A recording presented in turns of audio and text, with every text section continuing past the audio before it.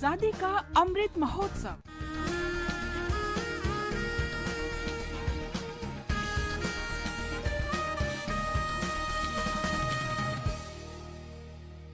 Azadi Ka Safar with AIR News. India's glorious fight for freedom is one of the greatest struggles the modern world has ever witnessed.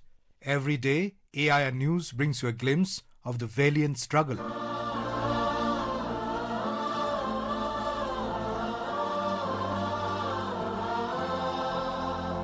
In today's episode, we pay tribute to the great Indian revolutionary Pritilata Vadidar, who sacrificed her life for the freedom of India at the young age of 21 on this day in 1932.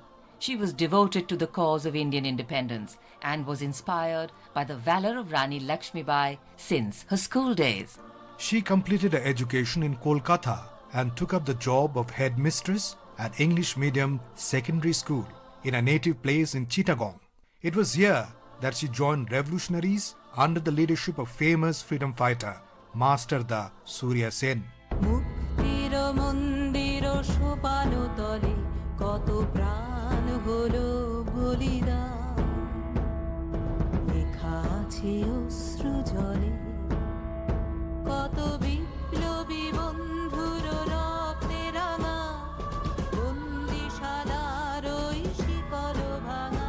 Pritilata firmly believed that women should also take a leading role in the armed struggle against the British. One of Priti's brothers was involved in revolutionary politics, and it was he who introduced her to Surya Sen, who accepted Pritilata as the first woman member of his revolutionary group. She was a prominent member of the Special Revolutionary Operations for the destruction of the telephone and telegraph office and the capture of the reserve police line in Jalalabad Hills Battle in 1932. Thereafter, Pritilata led 15 revolutionaries to the Pahartali European Club in a successful raid.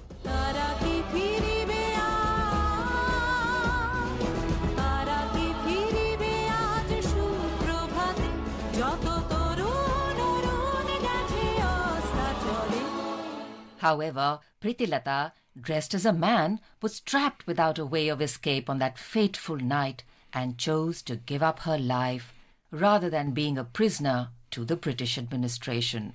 Her martyrdom created a huge stir and acted as an inspiration for revolutionaries across India. We salute her unflinching love for the nation.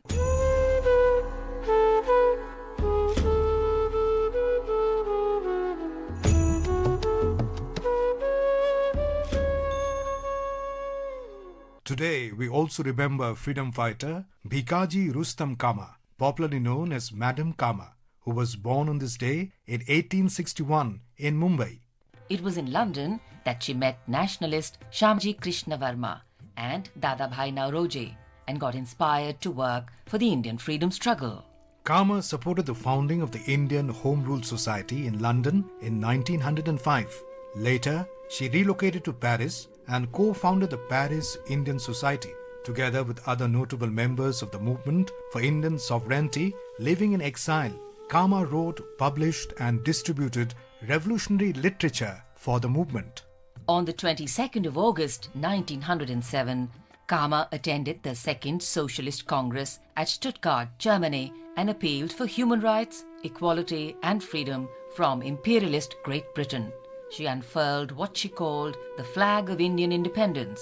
Later, this flag was brought into British India by Indulal Yagnik and is currently on display at the Maratha and Kesari Library in Pune. The flag raised by Kama also served as one of the templates from which the current national flag of India has been created. Madam Kama's legacy continues through her love and sacrifice for Indian independence. Several Indian cities have streets and places named after her.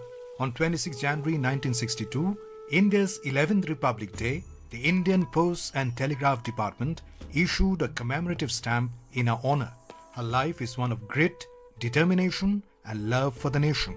We salute her indomitable spirit.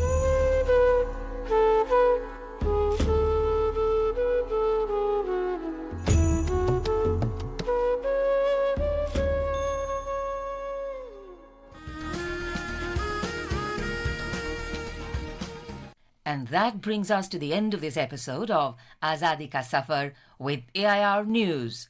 See you in the next episode tomorrow.